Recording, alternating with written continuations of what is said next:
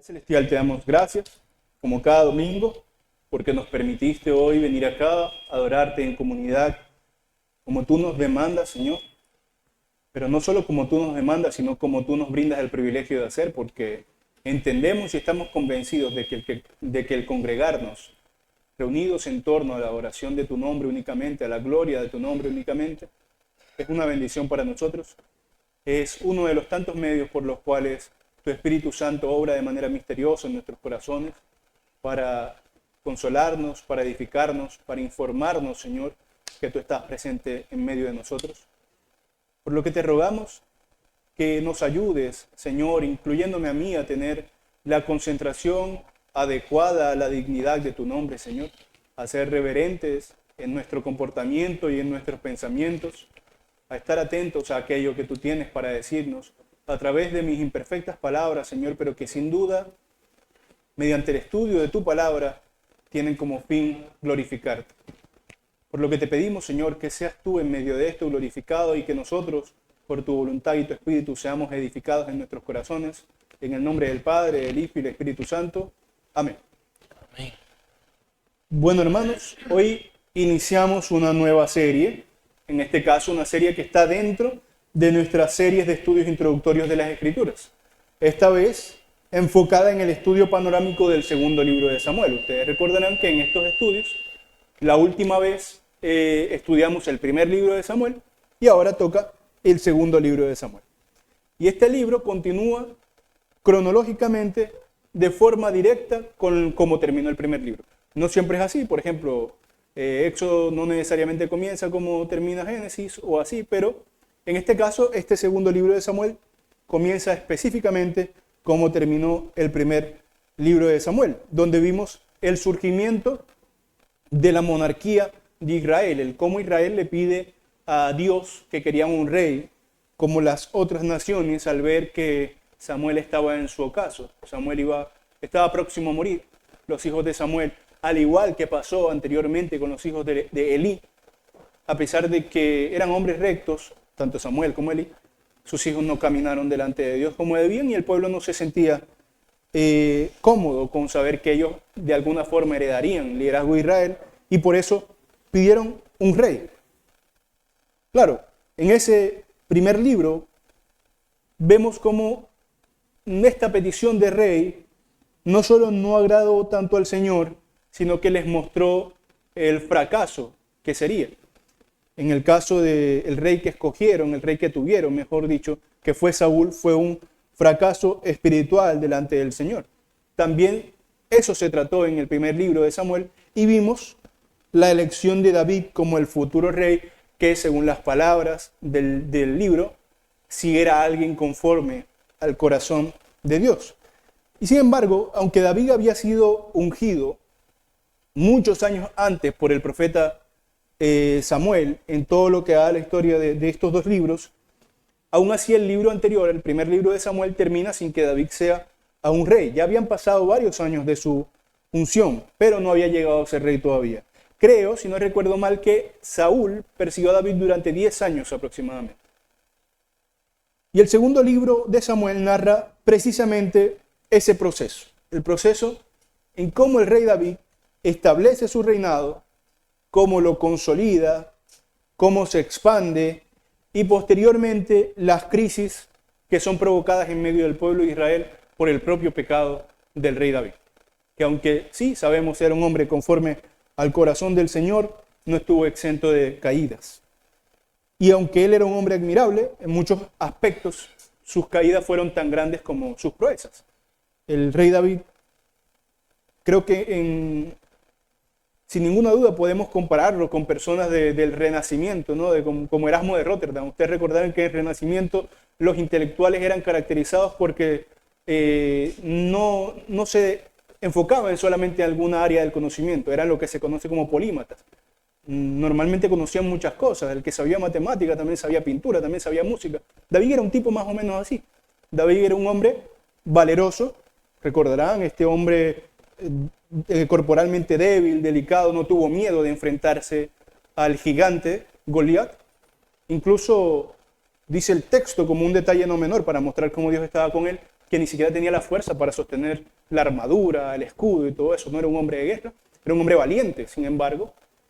Era un hombre artístico, era un hombre dedicado a las artes. Vemos que el rey Saúl, a pesar del odio que tenía contra David, algo que sí le permitía hacer era de alguna forma ser el músico del rey.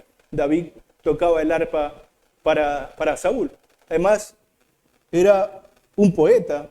Bueno, la mayor parte del libro de los Salmos es escrita o de autoría del rey David. Es decir, el rey David, bueno, también se nos dice que era hermoso. El rey David tenía todo lo que algún hombre puede aspirar a tener. Era excelente, era admirable. Sin embargo, un David no estaba ajeno ni a las pasiones de los hombres, ni al juicio de la ley de Dios por dejarse llevar por esas pasiones de los hombres. En términos generales, el libro puede verse en tres grandes momentos, todo el libro de segundo de Samuel. El primer gran momento es el establecimiento del reino de David. El segundo momento es la estabilidad y la expansión de su reino, que veremos que no empieza desde el principio siendo legitimado. Y en tercer lugar, la fractura interna del reino por causa, precisamente, del pecado de David. Y este desarrollo que podemos ver desde arriba, como un resumen general del libro, antes de tratar cada capítulo individualmente, nos puede servir porque ya advertimos en nuestro estudio cómo el pueblo de Dios, cómo el pueblo de Israel, cuando pidió un rey, el Señor, bueno, se nos dice que pidió un rey como las otras naciones, el Señor les mostró que les daría un rey, pero que este rey no sería como el rey que ya tenían. ¿Quién era el rey que ya tenían? Tenían a Dios como rey. Ellos eran una teocracia, no tenían a más nadie por encima. Ahora tendrían a un hombre, y como hombre, ese rey estaría bajo la ley de Dios. Y en tanto estaba bajo la ley de Dios, probablemente, seguramente, también estaría bajo las pasiones que hacen necesaria la ley de Dios, bajo los vicios propios de los hombres. Así que el rey que pidieron, sin importar lo admirable que fuera, como Saúl de hecho lo era, o como David también fue admirable, o como Salomón sería admirable en otros aspectos también, sin importar la calidad de rey que pidieran, siempre iban a tener a un pecador por líder, porque ellos lo habían decidido así, en vez de tener al Dios santo. Y en este libro se constata que el trono, y probablemente esto es una de las grandes enseñanzas del libro, porque además está la promesa del Mesías, que el trono no está por encima de la palabra de Dios ni de sus juicios. Nosotros cuando estudiamos el primer libro de Samuel dijimos que el hecho de que Dios le concediera a Israel darle un rey conforme ellos pedían, a pesar de que esto significaba rechazarlo, implicaba, entre otras cosas, una labor pedagógica del Señor. Es decir, les daba lo que pedían para mostrarle que lo que pedían no era tan bueno como creían. Sin embargo, también forma parte de este propio designio divino que esto sucediera, para que, entendiendo el vicio, entendiendo las falencias de los humanos para gobernar, el Señor les presentaría al mejor gobernante, les prometería al mejor gobernante. Así que veremos que aunque David fue sin duda un rey notable en Israel, la monarquía de Israel no era absoluta en términos de asociada con los hombres, sino que era relativa al Señor. La monarquía de Israel siempre estaba supeditada al Señor. A diferencia de otras monarquías de este mundo, en donde muchos reyes decían ser puestos por las divinidades, muchos reyes paganos decían tener de alguna manera ese puesto por designio divino, ninguno verdaderamente había sido puesto por designio divino, y estos reyes no tenían a nadie por encima, porque se hacían a sí mismos dioses. Por ejemplo, el faraón, y lo podemos ver en el Antiguo Testamento, era considerado un dios en medio del pueblo, un dios encarnado de alguna manera. En Israel no sería así. Este hombre, que era el más poderoso entre los hombres, aún no era más que simplemente un siervo de Dios. La monarquía estaba hecha para mostrar aquella verdadera monarquía, aquel verdadero rey que sí podría, que es el Mesías, que es Jesucristo, Dios encarnado. Y por este motivo, el libro es importante dentro de la historia de la redención, porque introduce con claridad la promesa de la descendencia permanente para David, una descendencia que sería mucho más gloriosa de lo que él podría imaginarse, que no tenía necesariamente relación con lo suntuoso, con lo rico materialmente de su reino, ni con el renombre, ni nada de eso, sino una descendencia que tenía relación con el establecimiento perpetuo del pueblo de Dios como el único reino de este mundo, es decir, con el reinado del Mesías que vendría de la casa de David, que reinaría para siempre. Nosotros conocemos esto como el pacto davídico, el pacto que Dios hizo con David, que es una de las cosas, quizás la más importante que narra este libro, entre muchas otras cosas que por supuesto veremos porque lo estudiaremos completo, pero es la cosa más importante porque es la que se refiere a algo que hasta el día de hoy nos impacta, la promesa del santo y perfecto Mesías que reinará para siempre entre nosotros, Jesucristo. Entonces, ya entrando en el tema de hoy, veremos este proceso del reinado de David descrito en el segundo libro de Samuel, los capítulos del 1 al 5, que serán, obviamente no los voy a leer todos, sino elementos relevantes, pero que serán los capítulos que cubriremos en la lección de hoy. Veremos que no presentan un ascenso rápido, ni tampoco un proceso de conquista militar por parte de David, que podía aprovechar la oportunidad de que Saúl acababa de morir, sino que nos muestran esa transición llena de conflictos, pero guiada por Dios, por la cual David logra finalmente llegar al reino. Seguramente David no hubiera querido llegar al reinado mediante la tragedia de Saúl. Y veremos por qué, pero no hubiera querido eso. Dios se encarga de que llegue a su reinado, de que tome su trono de una forma legítima y además de una forma intachable, en la que nadie pudiera señalar a David de usurpador ni de ninguna otra cosa. Por lo que en esta primera lección observaremos tres momentos clave en el establecimiento del reino de David. En primer lugar, el lamento por la muerte de Saúl. En segundo lugar, el reinado parcial sobre Judá que hace desde Hebrón. Y en tercer lugar, la unificación de las tribus, es decir, ya cuando asciende al trono plenamente de todo Israel. Comenzando por el asunto del lamento de Saúl. En el segundo libro, vemos que se comienza la historia, como dije, haciendo seguimiento a la escena de la muerte del rey Saúl, que había terminado el primer libro. Mencionada allí, y que en lugar de mostrar que David celebrara la muerte de su perseguidor, de quien, como dije, lo había estado persiguiendo para matarlo durante aproximadamente 10 años, el rey Saúl a David. Aún así, cuando David escuchó la noticia de la muerte del rey, no se alegró, no la celebró, se entristeció.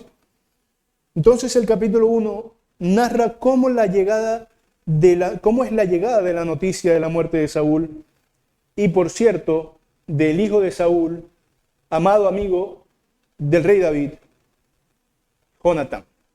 Cuando David se entera de que Saúl murió, también se entera de que Jonatán murió. Murieron ambos en batalla.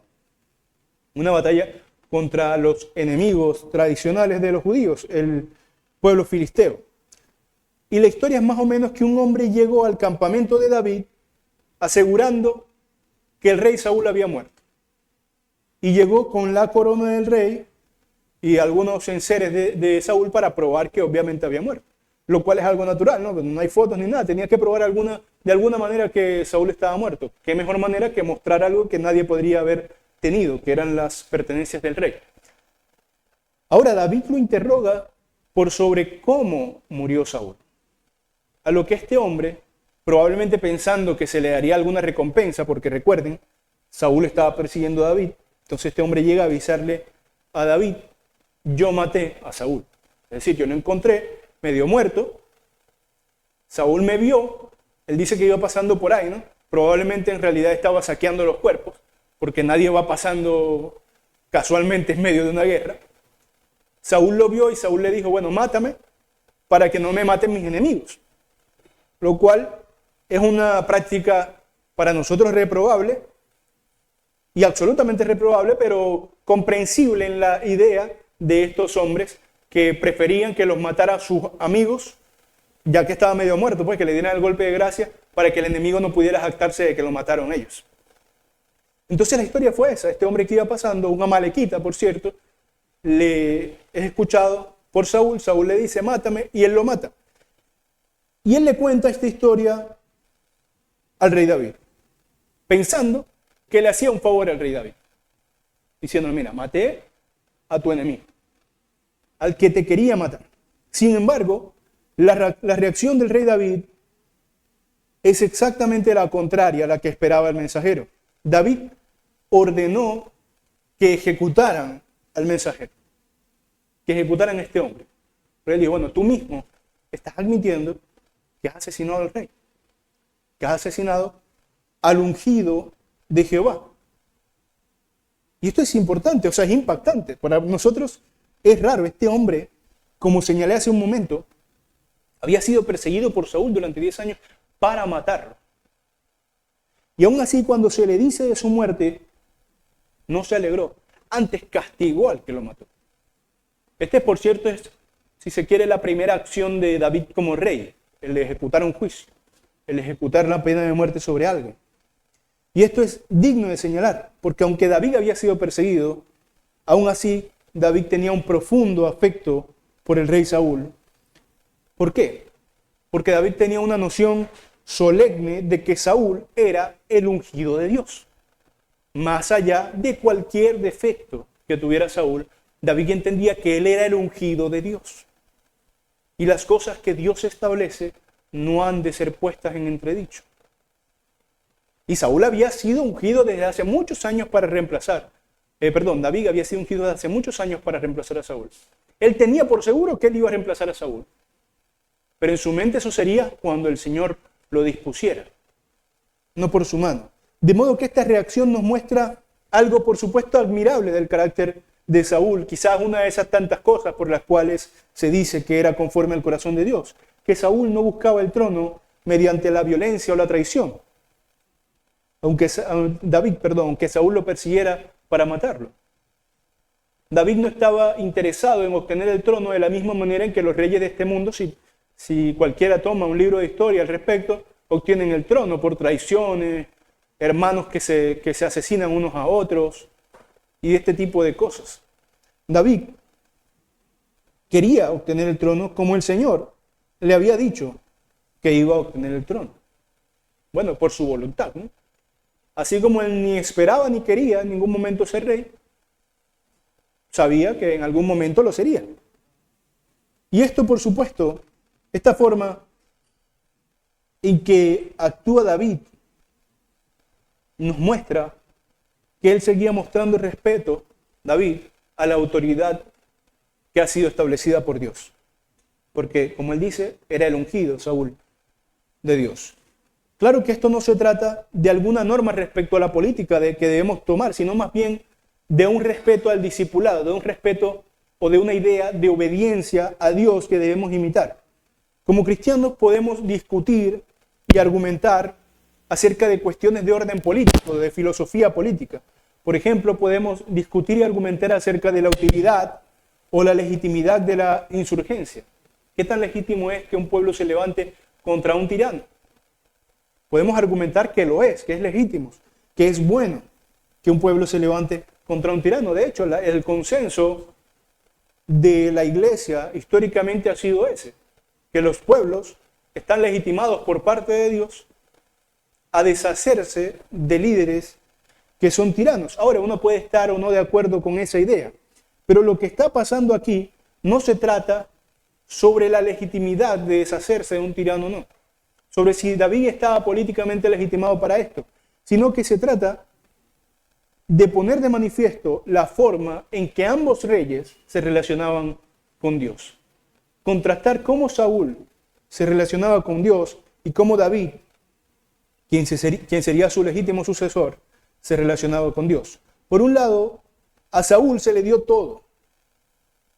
Él no era nadie y se le dio todo, se le hizo rey sobre su pueblo.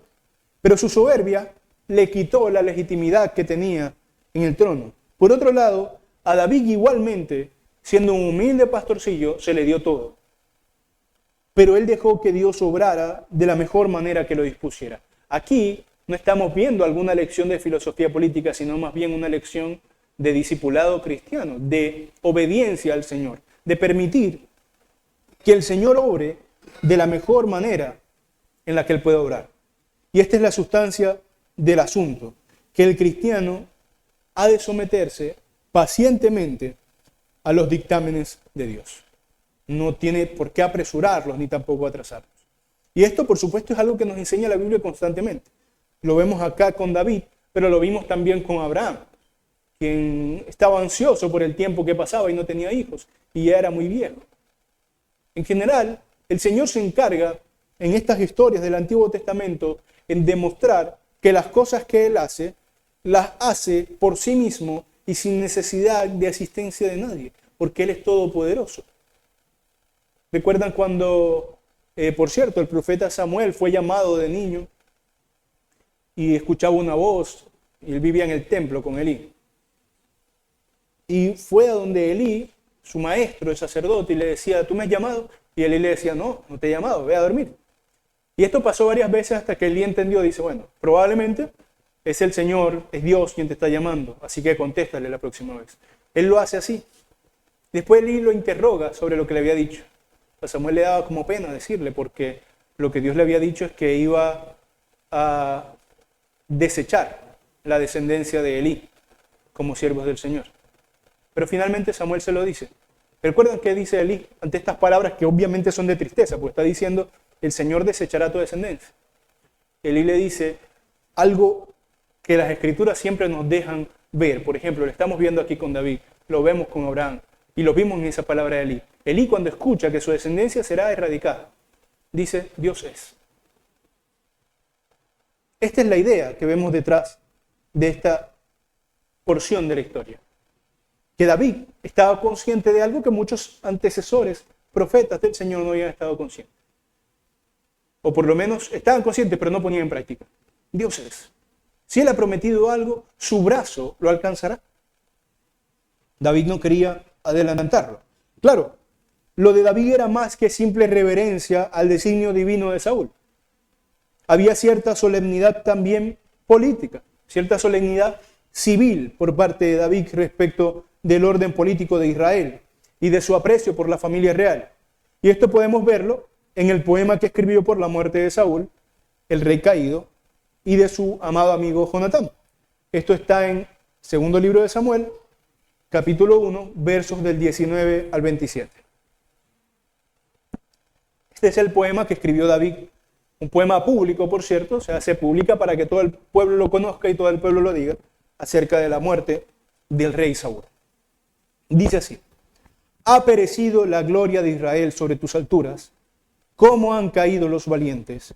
No lo anunciéis en Gad, ni deis las nuevas en las plazas de Ascalón, para que no se alegren las hijas de los filisteos, para que no salten de gozo las hijas de los incircuncisos.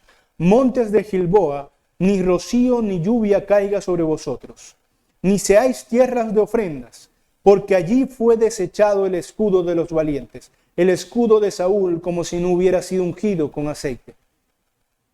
Sin sangre de los muertos, sin grosura de los valientes, el arco de Jonatán no volvía atrás, ni la espada de Saúl volvió vacía.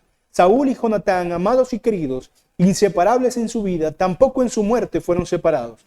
Más ligeros eran que las águilas, más fuertes que los leones.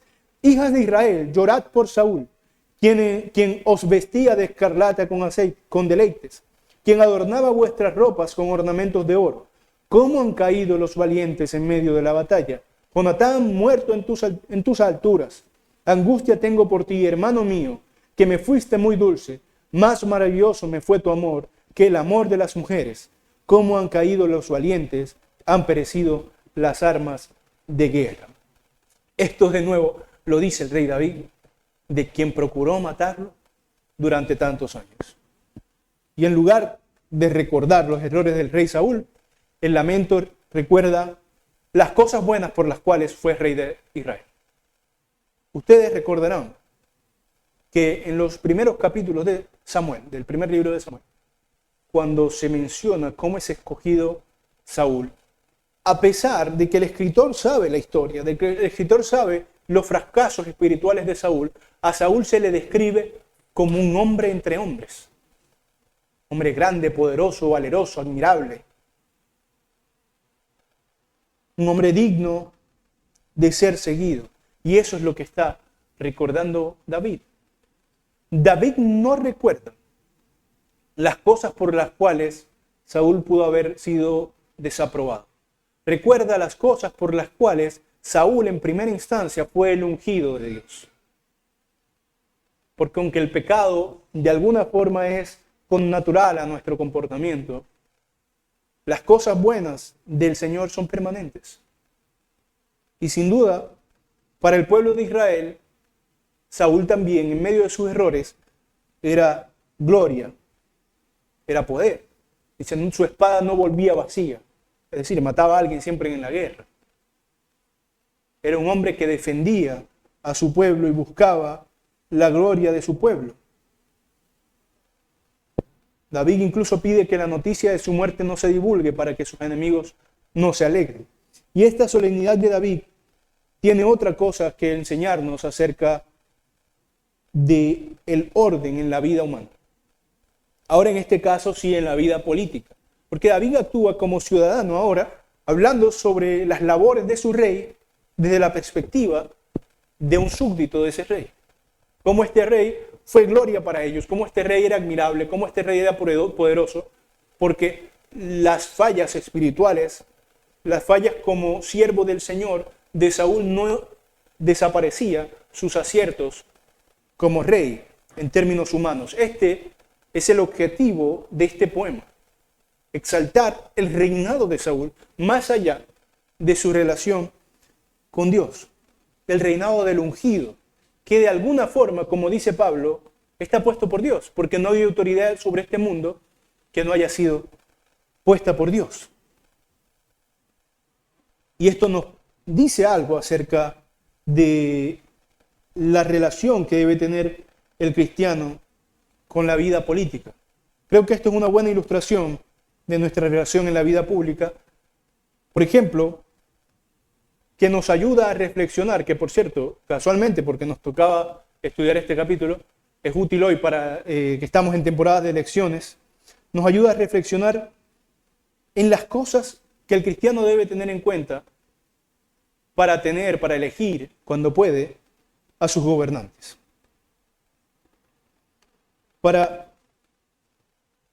En nuestro caso, que son democracias, en aquel caso no, para de alguna manera darle el apoyo a su gobernante. Por un lado, no hace falta que los líderes sean santos, y ojalá, por supuesto, pudiéramos gozar de ese beneficio, de que nuestros líderes sean santos del Señor, de que nuestros líderes sean personas que rindan sus vidas al Señor. Pero lo que sí hace falta es que los líderes sean hombres que cumplen cierta dignidad de los cargos que ostentan. Eso es algo de lo cual sí podemos tener cuidado.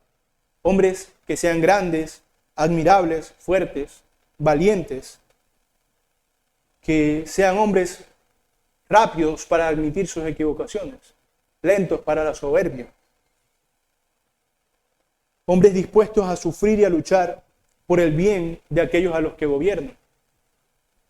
Todas estas cosas, pensar así, nos ayudará como cristianos a alejarnos, por un lado, del desinterés de la vida pública, que sé que algunos cristianos tienen. Algunos cristianos tienen la idea equivocada de que la política no tiene nada que ver con el creyente, de que el creyente no ha de participar en la vida pública de sus países. Es una idea equivocada, y citan equivocadamente, por ejemplo, al Señor Jesús diciendo al César lo que es del César, cuando claramente no es esto lo que está diciendo. Pero también ayuda a que los creyentes se alejen de la ingenuidad de creer que un líder político, solamente por ciertas promesas o porque incluso sea cristiano, es la solución a todos los problemas. Es decir, el creyente debe tener una un sano escepticismo con respecto de la voluntad de los que lideran. Porque finalmente, como Saúl, podrán ser hombres poderosos, valerosos y admirables, pero finalmente son hombres malos. Pero al mismo tiempo, saber que su labor como súbdito, porque finalmente eso somos, aunque vivimos en democracia, en realidad los políticos son como reyes. Ellos tienen dominio sobre nosotros, aunque no queramos. Que nosotros no debemos aspirar a que estos hombres sean perfectos en cuanto a Dios, sino solamente que honren lo mínimo, la dignidad de los puestos que ostentan. Y esto lo aprendemos en David. Había muchas cosas que señalarle a Saúl. Y habría, por supuesto, algún momento en que hacerlo, pero David nos enseña cómo honrar a nuestros líderes. Y parte de honrar a nuestros líderes tiene que ver con entender que si están allí es porque han sido puestos por el Señor, por muy malvados que fuesen. Y por supuesto, eso no impide orar por ejemplo, la caída de malos líderes o por el ascenso de buenos líderes. Antes nos instruye a tomar en cuenta estas cosas que David toma en cuenta. No solamente, y es algo muy común en campañas políticas, promesas vacías ni nada por el estilo. Promesas bellas, por ejemplo, sino los principios detrás de eso. ¿Por qué se promete lo que se promete? ¿Es esto digno? ¿Es agradable? ¿Es esto correcto? ¿Es esto vinculante? ¿Es esto moralmente bueno? ¿Esto que parece que me beneficia realmente es producto del razonamiento, de un razonamiento digno de la verdad del Señor? ¿Es producto de la justicia? ¿O es producto de alguna agenda personal, del resentimiento o lo que sea? ¿Esto enaltece la justicia del Señor?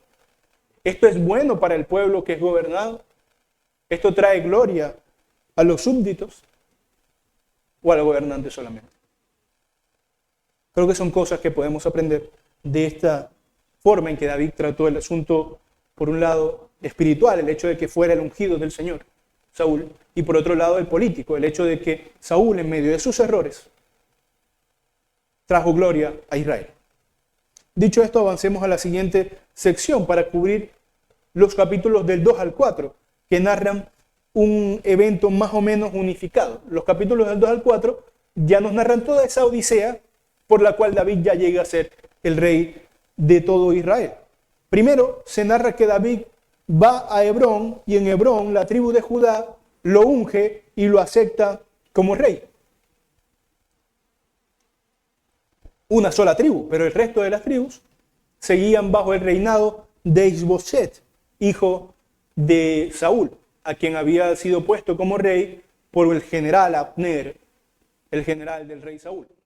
Entonces, ese es el primer escenario. Aunque Saúl murió y David tiene legitimidad en Judá, que por cierto, de alguna manera es la casa de su ascendencia, no tiene legitimidad aún en el resto de los lugares. Aunque se nos dice que había cierto deseo en las tribus de que lo gobernaran. Pero Abner, siendo el general del ejército de Saúl, tiene un poder muy grande. Muere Saúl, toma Isboset, el hijo de Saúl, y dice, bueno, tú vas a ser rey. De todas formas, así funcionan las monarquías de este mundo, ¿no? Por herencia. Y lo pone a él como rey. Por lo que durante varios años existen dos centros de poder en Israel, particularmente durante 7 años y 6 meses, dice el libro. Por un lado, David gobierna sobre la tribu de Judá desde Hebrón, y por otro lado, la casa de Saúl, por Isboset, gobierna el resto de las tribus durante esos años. Y el texto, entre otras cosas, describe cómo se enfrentan violentamente ambos bandos, particularmente los generales, por un lado de David, Joab, y por otro lado de Saúl ya muerto, pero bueno, de la parte de la facción que apoyaba a Saúl, Abner. Sin embargo, nosotros sabemos por la lectura del texto que Dios apoyaba no a Abner, no a Isboset, no a la casa de Saúl, sino a David. Dios ya había dejado claro que David iba a ser el rey sobre Israel y por lo tanto lo garantizaría. Así que lo que vemos en el pasaje es que David, sin un esfuerzo particular por ganar lo que le pertenecía, es decir, planificar ataques, sorpresas o algo así, para ir a matar a Isboset y decirle, bueno, ya tú no eres Saúl, ya tú no eres el ungido, así que ya yo puedo tomar este reino, tú me lo estás quitando. Él pudo haberlo hecho. David no lo hace, David permanece de alguna forma pasivo. David no se aleja del conflicto, él no es un pacifista, pero entra al conflicto solamente cuando es necesario. Entonces, durante esos años hay problemas entre ambos reinos. Sucede de todas formas que en medio de todo esto, cuando Abner, el general de Saúl, decide decirle a David, bueno, ya toma el reino, David acepta alegremente. David es un hombre no dado a tener enemigos gratuitamente. Los recibe, le da un banquete, acepta, lo despide, y cuando Abner se va, Joab, el general de David, como Abner había matado a su hermano, manda a unos hombres a que lo persigan, a que le hagan creer que David lo hacía volver. Se encuentra con Joab y Joab lo apuñaló en las costillas y lo mató. A este general que le había dicho a David que iba a darle el reino. Es decir, aquel general que estaba siendo instrumento de Dios para que David, sin ningún esfuerzo, obtuviera lo que el Señor le había prometido. Entonces, Abner es asesinado. También en otra parte, Isboset, el hijo de Saúl, es asesinado. Ya no había ningún obstáculo para que David reinara. Sin embargo, la reacción de David ante estos hechos nuevamente nos lleva a reflexionar, porque no fue de alegría tampoco. Aunque sus enemigos caían, él no se alegraba de la caída de sus enemigos porque era de maneras injustas. Y él no quería eso. Cuando supo la muerte de Abner, y a pesar de que en principio Abner era su enemigo, David, sin embargo, declaró luto sobre su muerte. Él mismo iba con el ejército de Joab llevando el cuerpo de Abner y mandó a que se rasgaran las vestiduras en señal de duelo y que lloraban. Y cuando supo del asesinato de Isboset, el hijo de Saúl, mandó a matar a los asesinos, porque fueron dos hombres que quisieron ir a matar a ese rey y después vinieron de David diciéndole ya lo matamos, como para que lo recompensara. Pero esto también molestó a David y los ejecutó como los asesinos que eran. Ahora, ¿qué es lo relevante de esto? ¿Qué es lo relevante de esta reacción del rey David? Que David en estas acciones no solamente mostraba su magnanimidad, qué hombre tan bondadoso era, sino que David mostraba la confianza que él tenía en la promesa de Dios. Él sabía que él no tenía necesidad de que su reino se estableciera mediante muertes y traiciones. Él sabía que no tenía necesidad de que su reino se estableciera mediante insurgencias, porque él sabía que su reino se establecería sin duda y nadie podría detenerlo sin necesidad de nada de eso, porque Dios le había dicho que él reinaría sobre Israel. Y resultó que esta misma actitud, por cierto, de David, de no desear la muerte injusta de sus enemigos, era la que hacía que se legitimara más frente al pueblo. Esto lo podemos ver en 2 de Samuel, capítulo 3, versos 34 al 39. 2 de Samuel 3, 34 al 39 dice: ¿había de morir Abner como muere un villano? Tus manos no estaban atadas, ni tus pies ligados con grillos. Caíste como los que caen delante de malos hombres. Y todo el pueblo volvió a llorar sobre él. Entonces todo el pueblo vino para persuadir a David que comiera antes que acabara el día. Mas David juró diciendo: así me haga Dios y aún me añada, si antes de que se ponga el sol gustare yo pan o cualquier otra cosa. Es decir, primero muerto antes de comer, antes de que termine mi luto, ¿no? Y dice el texto en el 36, todo el pueblo supo esto y le agradó, pues todo lo que el rey hacía agradaba a todo el pueblo. Y todo el pueblo y todo Israel entendió aquel día que no había procedido del rey el matar a Abner, hijo de Ner. También dijo el rey a sus siervos: ¿no sabéis que un príncipe y un grande ha caído hoy en Israel? Y yo soy débil hoy. Y esto es una declaración importante de David.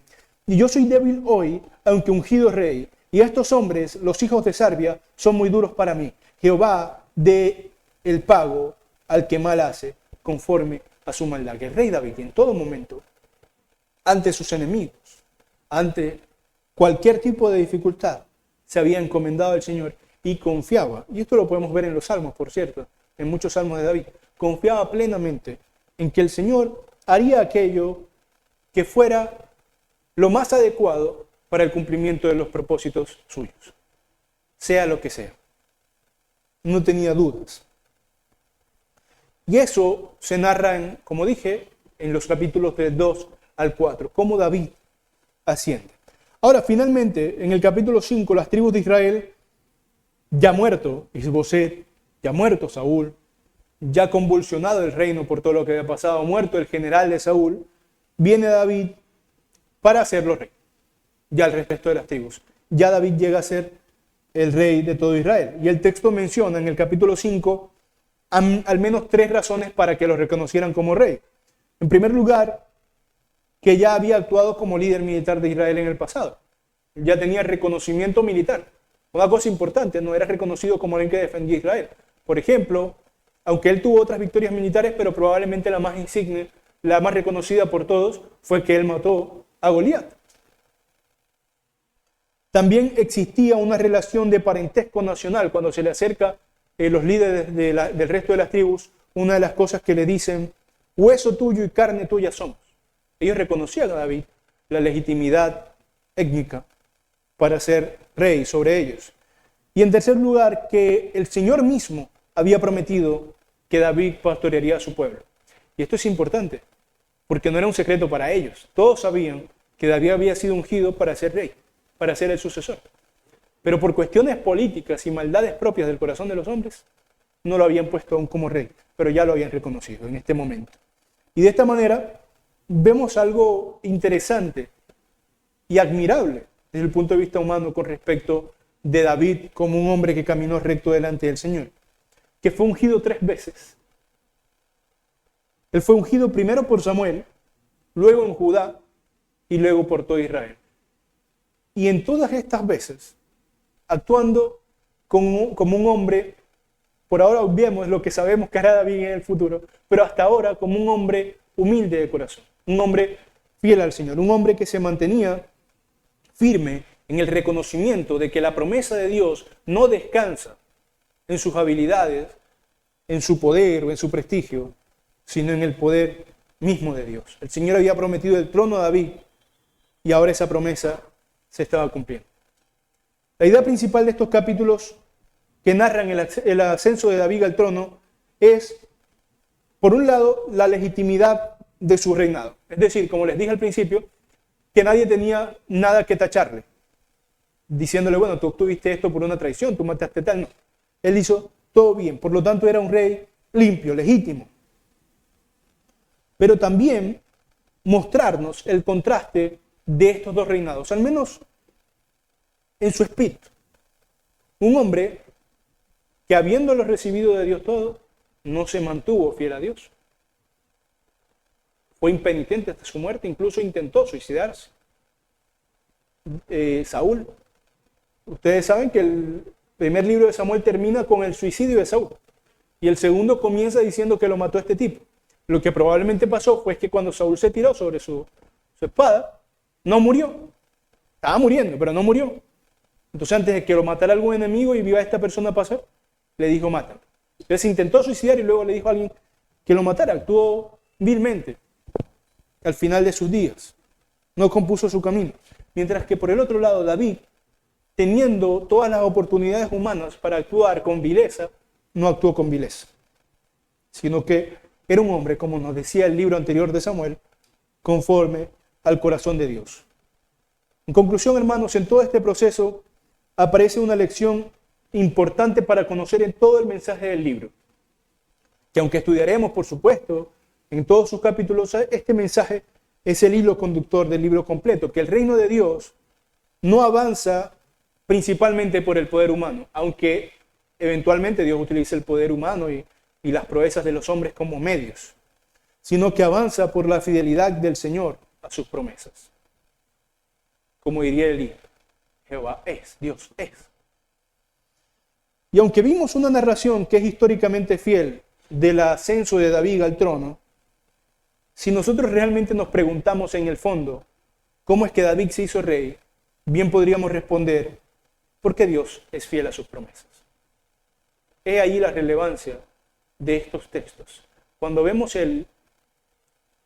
la historia de la monarquía de Israel, en los libros de Samuel, en los libros de los reyes y en las crónicas, realmente lo que vemos es la mano de Dios garantizando el cumplimiento de su promesa, de su pacto con David, del Mesías reinante por la eternidad, mediante el uso de hombres, en su mayoría absolutamente desagradables. Basta leer los libros de la monarquía, Samuel, Reyes y Crónicas. Hombres perversos, hombres que maquinaban en lo oculto maldades. El mismo rey David, sin duda el más notable de todos los reyes, tuvo a otro de los más notables reyes, Salomón, mediante la adquisición de una esposa que no era la suya. Y dio muerte indirectamente al esposo de esa mujer, a Betsabé. Entonces no hay ninguno que cumpliera el estándar del rey que debía reinar sobre el pueblo de Dios. Pero todo el centro del libro está en mostrarnos que Dios no dejaría esta promesa sin cumplirse. Es decir, que el trono de David sería perpetuo, perpetuo en Cristo, que es el único y verdadero rey de nosotros, el único y verdadero rey perfecto, que no se cansa y que no es vencido. Amén. Oremos y luego si hay comentarios o preguntas se pueden hacer.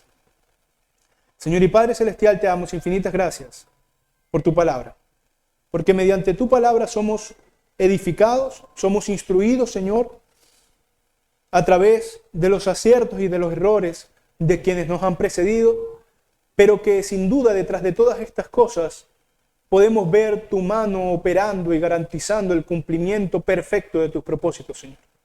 Y eso nos consuela, nos llena de ánimo, porque sabemos que, como dice el salmista, no se dormirá el que nos guarda, Señor. No hay nada que te tome por sorpresa. No hay nada, ningún obstáculo que no puedas vencer, Señor. Tú eres todopoderoso, todo lo sabes. Y no hay nadie quien se te resista, Señor. Te damos gracias porque mediante tu palabra traes consuelo a nuestros corazones y edificación, crecimiento a nuestras almas. Te pedimos que seas tú glorificado en medio de este servicio y nosotros, como siempre, lo rogamos, seamos edificados en el nombre del Padre, del Hijo y del Espíritu Santo. Amén.